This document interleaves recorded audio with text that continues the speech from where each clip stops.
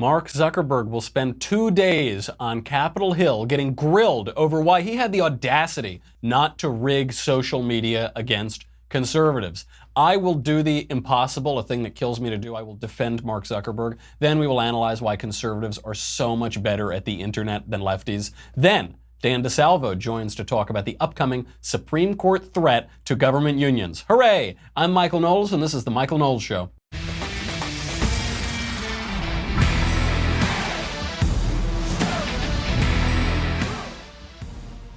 A lot to talk about today. I can't believe I have to defend Zuckerberg. That is going to absolutely kill me. That's why we're going to stack it and talk about how awful public sector unions are at the end of the show and how great this upcoming Supreme Court case hopefully will turn out to be. Before we do any of that, we've got to keep the lights on here. And I want to thank everybody for using our sponsors. We have great sponsors on this show, and they help keep us, in a studio. But much more importantly, this particular sponsor, Blue Apron, keeps me fed because obviously Ben hasn't paid me in God knows how long, and so at least I get the scraps, that come in. And these are much more than scraps. This is delicious food delivered right to your door. And there are new recipes all the time. Blue Apron is the leading meal kit delivery service in the U.S.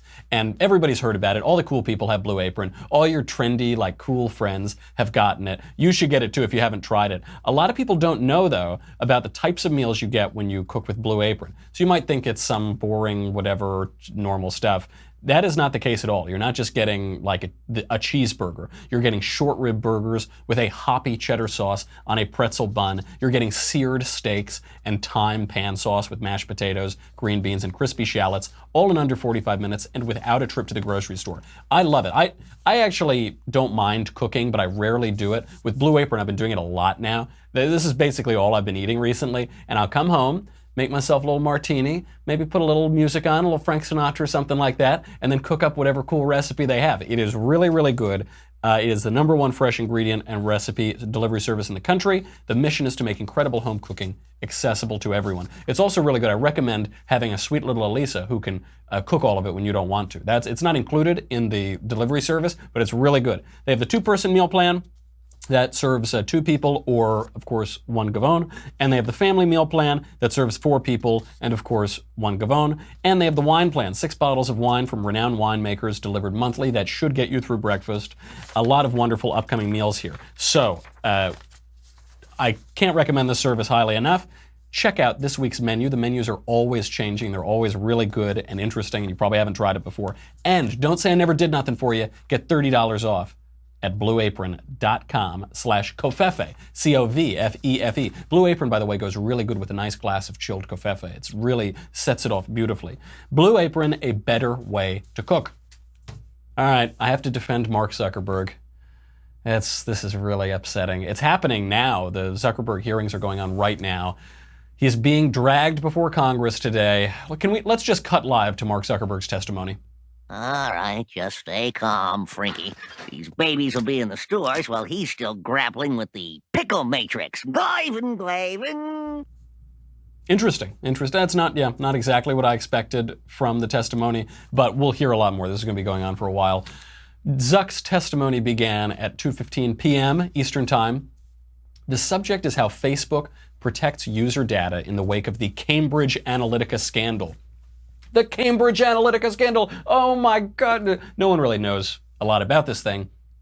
Let me fill you in. In 2014, 2015, 270,000 Facebook users agreed to give an app some of their information on Facebook, as well as data from people on their friends list. About 270,000 people.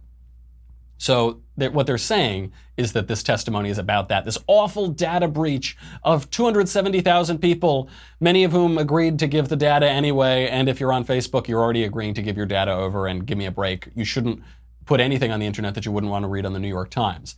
So that's what they say it's about. It's really just about how awful it was that Facebook let Republicans win an election. That's all this is. He's being dragged in front of Congress, and it's all about a mea culpa, to get a cat of nine tails and flagellate himself. Miserere me, mea culpa, mea maxima culpa. He said in his prepared testimony, we didn't take a broad enough view of our responsibility, and that was a big mistake. It was my mistake, and I'm sorry. I started Facebook. I run it. I'm responsible for what happens here.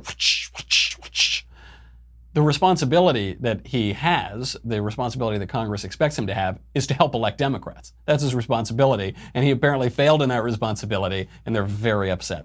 If Cambridge Analytica, this awful, terrible, awful group and scandal, if this were associated with George Soros instead of Robert Mercer, you would never hear about this. If this were associated with a left-wing donor and financier, you would never hear about this. And by the way, here's my proof of that. Barack Obama did the exact same thing. He did the exact same thing that Republicans are accused of doing here, except way, way worse and on a much larger scale. And guess what? When that happened, nobody reported on this. That happened in 2012. The Obama campaign encouraged supporters to download the Obama 2012 Facebook app that let the campaign then collect Facebook data both from the users of the app and from their friends.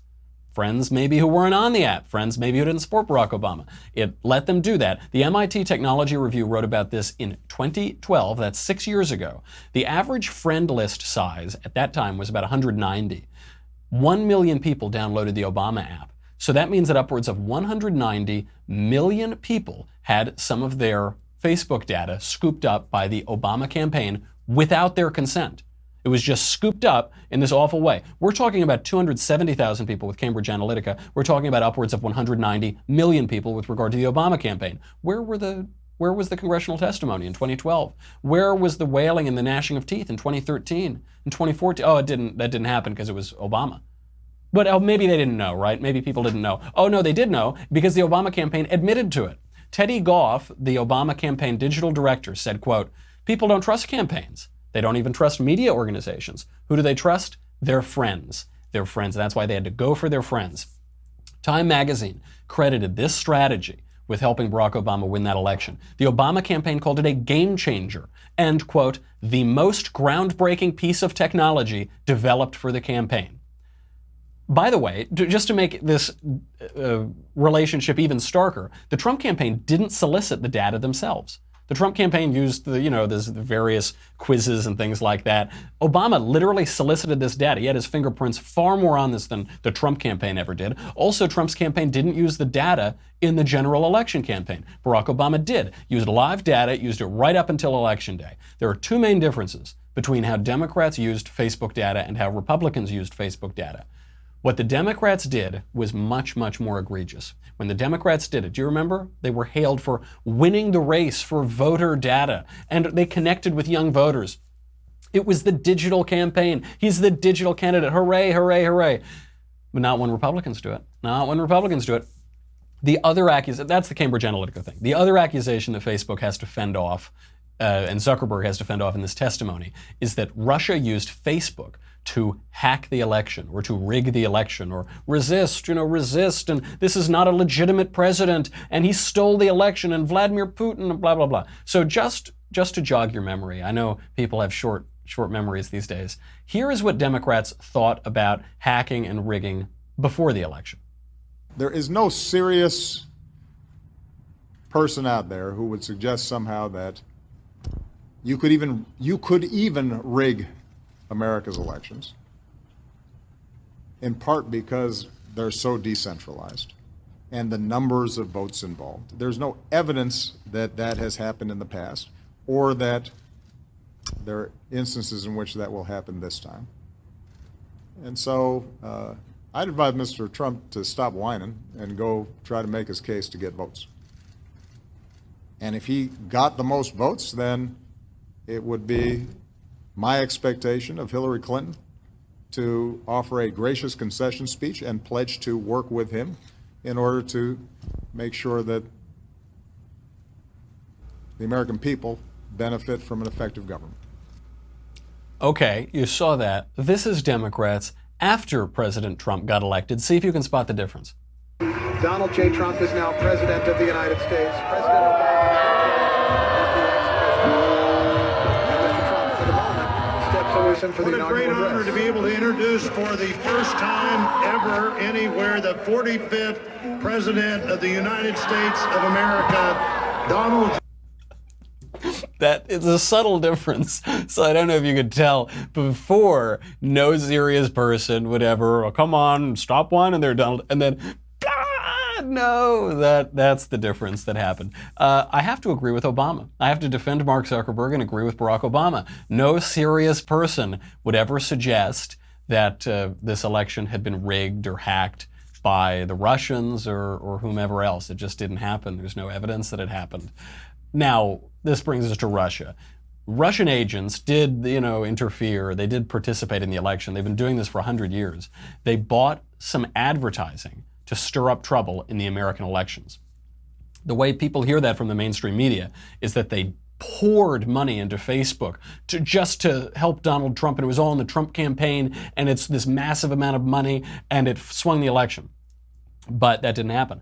The Internet Research Agency was a little Russian shop that wanted to cause some trouble in American politics, so they bought some ads on Facebook. By the way, these were not ads for Donald Trump. They bought issue ads. They bought issue ads that were specifically on divisive issues, so race or gay rights or gun control, things that Americans are really divided on. That's what they bought ads for. There wasn't actually a lot of interference compared to the usual propaganda. To put this into perspective, Trump and Clinton spent a combined $81 million on Facebook ads during the election. $81 million. The Internet Research Agency spent $100,000. That is 0.05% of the amount of money spent on just Facebook ads by the candidates during the election. Negligible, nothing, nobody suggests it had any effect at all, especially because they weren't even ads for Donald Trump. They were just issue ads to divide Americans, because that's actually what our geopolitical adversaries want to do. They just want to divide Americans and cause some trouble. I don't think they particularly like Donald Trump, who's expelling their diplomats, slapping them with sanctions, countering them in Syria. I don't think they really like that guy that much. I don't think they really hope that that guy remains president. They just want to cause trouble with their geopolitical adversaries. They've been doing this for a long time. Russians are trolls, they are like a land of trolls. So the Facebook data strategy has been around for a lot of years. Grabbing data from people. Barack Obama mastered it basically in 2012. The Russia issue has been around since, 1917. They've been messing with us for a very long time. But this time, this is what's different. This time a Republican won. So Democrats have to turn on their own.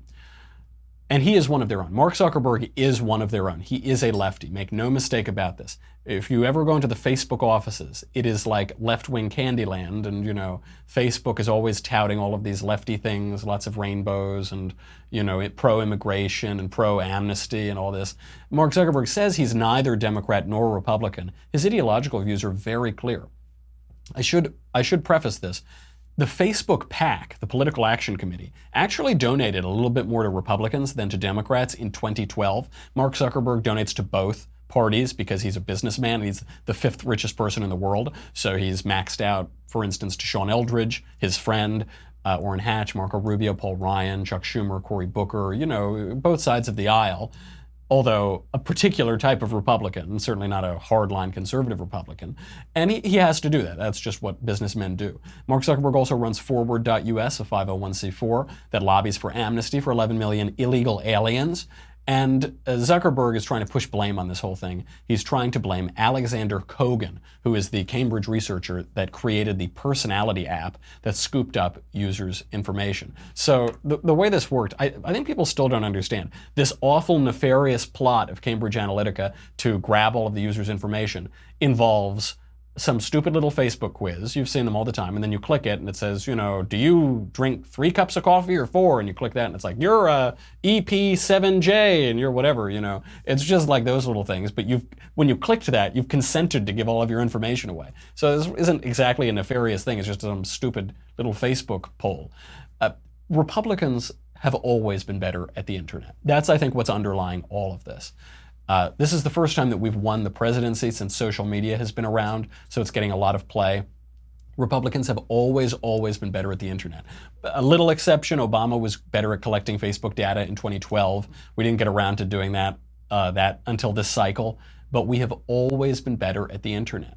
I'll give you an example from my own life. I may have alluded to this a few times. In 2010, I was an intern on a congressional campaign in New York with my very good friend Nan Hayworth, who was a challenger candidate. She was running against John Hall, who was the incumbent, and he was a member of this rock band in the 70s called Orleans. They're the guys who did like Still the One That Do Do Do, you know, and they did Dance With Me, I Want to Be Your Partner, you know, there was some 70s rock band. So anyway, I decided to just be a troll when I was 18 and start the Young Voters for an Orleans reunion tour. And so, you know, I kind of ripped off his song a little bit, I rewrote it, and all the lyrics were about getting John Hall to get fired from Congress because he was a terrible congressman. This little thing cost very little to produce, had a viral impact on the internet because it provoked the Democrats. They reacted poorly to it, and it got us a lot of free publicity. We ended up winning that race, but it got us a lot of free press. In 2012, I again did a commercial with the rent is too damn high guy. It was called The Debt is Too Damn High. It's probably on YouTube somewhere. And same thing, it cost barely anything to produce, very low bar to enter. You put it on the internet, you air it on TV in the middle of nowhere, and it gets this huge viral push. Those are just examples from my own life. Other Republicans have done way more than my modest efforts.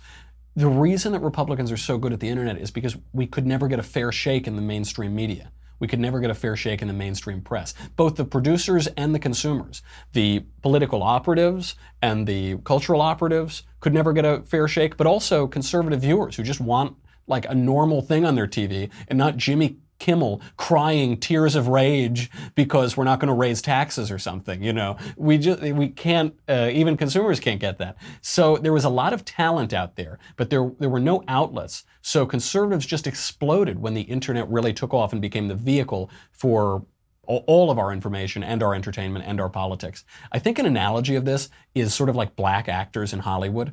Black actors in Hollywood, just about every black actor you see in a movie is a phenomenal actor. Whereas some white actors you see in movies aren't that great or they're fine or whatever. This is just a numbers game. This is because there are a lot of good black actors, but there are very few black roles. So when the black role comes around, you've got these incredible performers who can take it. Whereas there are a gazillion white roles, and so just the average talent is going to be lower. That's just numbers. It's the same thing with conservatives on the internet. Very few outlets for conservatives before the internet, and especially before social media. Now we have a chance, so conservatives absolutely killed it.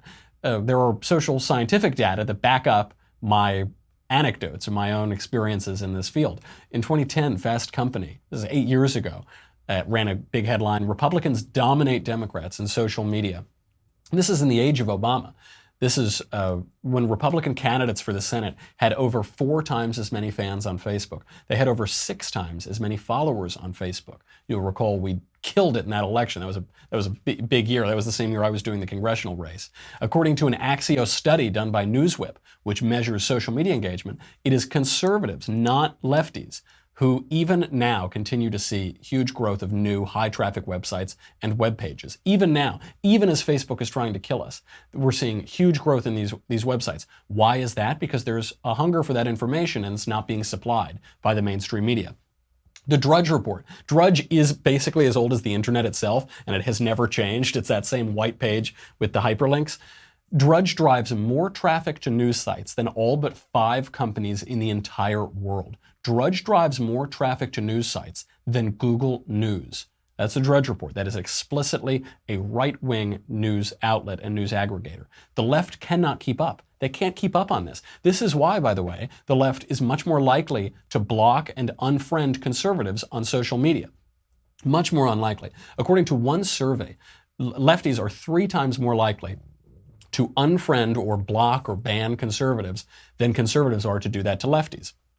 Why is that? Because I see a bunch of lefty nonsense in my news feed and at dinners and at parties and in the culture all day long. I can deal with it. I think, okay, that's not true. That isn't true. Here's why that's not true. Oh, that gave me something to think about. Okay, that made me think that my view is even more right than I thought it was. Okay, right?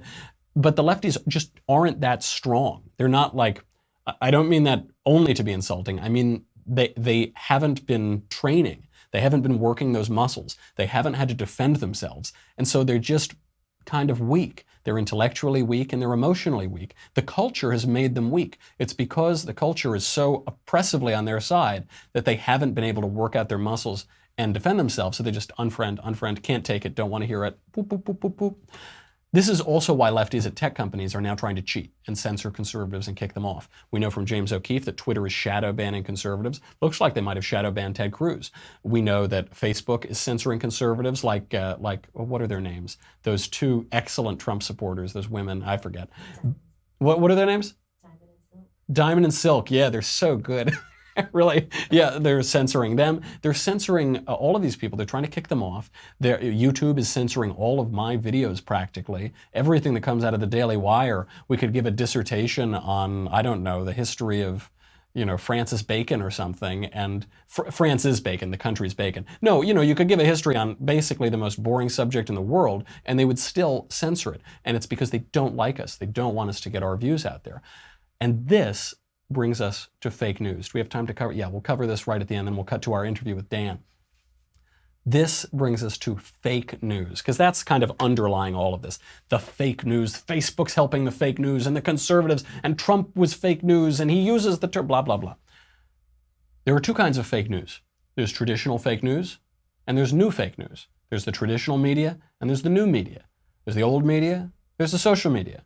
The traditional fake news has been around a long time. Fake news is not a new phenomenon. There's nothing new.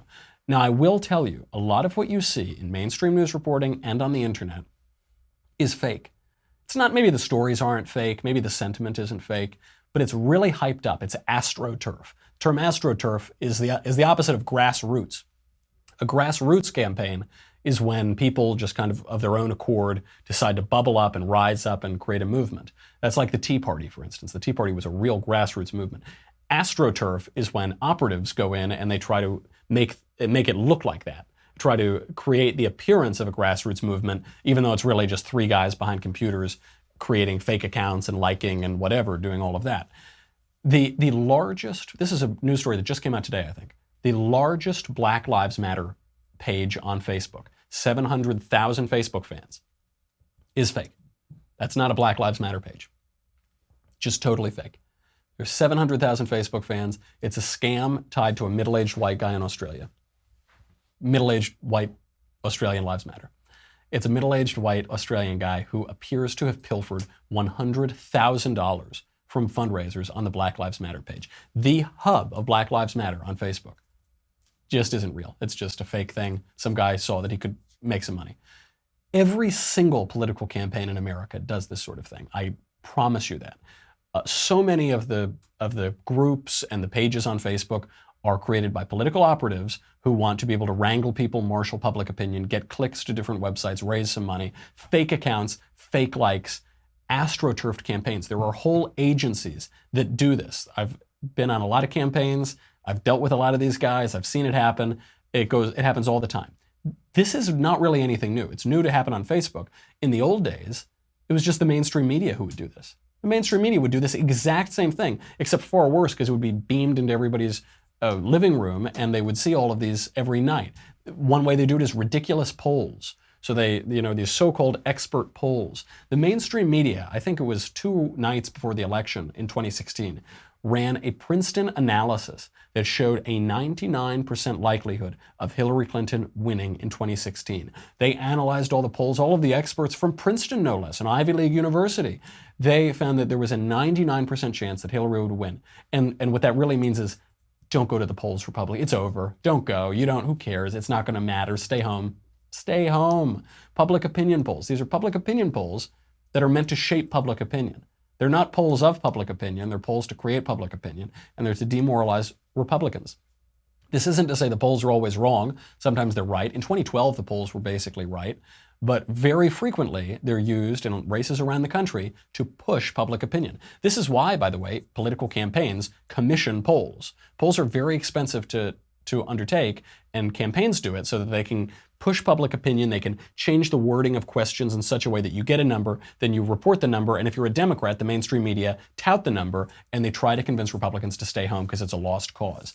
The other way that the mainstream media do this is the wonderful phrase, critics say, That's what they do. They say, Donald Trump's economy is doing great and he's handling North Korea wonderfully. And it appears that trade war with China that we were saying was going to destroy the global economy actually has forced China to make concessions, even though we didn't think that would happen. And everybody thinks he's doing a great job. But critics say he's still a jerk and we hate him. What critics say is mainstream media jargon for we. It just means we. They don't name the critics. It's just we. Now, because of the internet, because of social media, this is much less one-sided. There's still fake news. There's still going to be a little Russian person trying to sow division. There's still going to be Democrats freaking out. There's still all of these things. But this Mark Zuckerberg trial is a show trial. This testimony is a show trial. It's meant for him to say, I'm sorry that Republicans finally won. I know that we don't like Mark Zuckerberg on the right because he's a huge jerk to us and he's a big lefty. We have to defend him on this. This is just absolutely outrageous because this entire episode is about punishing Facebook for not punishing conservatives. That's all this is about. Okay, we have got to talk about what we can only hope is the imminent demise of public sector unions in the United States. We're going to do that with Dan DeSalvo, fellow at the Manhattan Institute. But first, I got to say goodbye, don't I? We've got to say goodbye to Facebook and YouTube. It's that time, folks. Sorry.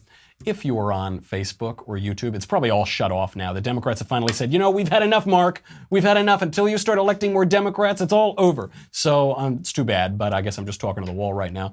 Please go to dailywire.com. If you're at dailywire.com, thank you very much. You help us keep the lights on here. It's very, very kind of you. You keep covfefe in my cup. If you're not, you can join. It's $10 a month, $100 for an annual membership. You get me. You get the Andrew Klavan Show. You get the Ben Shapiro Show. You get the conversation, which is coming up. The conversation's today, isn't it? Conversation's at 5:30 today, 2:30 Eastern Time with the one and only, the inimitable Andrew Klavan, the supreme lord of the multiverse. There is still time. It's not too late for you. You can log in, subscribe to the Daily Wire, log in right now, go to the mailbag page, and you will be able to get the monthly Q&A and Ask Questions hosted by Alicia Krause. We will answer any and all questions from politics to the personal. Andrew Klavan will tell you how to run your life, and then you can take the opposite advice, and then you'll be all right. Only subscribers get to ask the questions. It's free for everyone to watch, but only subscribers can ask. So many are called, few are chosen. Go over there right now to ask a question. As a subscriber, log into the website, dailywire.com, head over to the conversation page to watch the live stream. After that, just start typing into the Daily Wire chat box. Drew will answer questions as they come in for an entire hour. Subscribe to get your questions answered by Drew today. It's coming up Tuesday, April 10th, 5:30 p.m. Eastern, 2:30 Pacific. Join the conversation. But that doesn't matter. You get this. The Leftist Ears Tumblr. You saw that woman who just screamed, no, no, no, Trump won.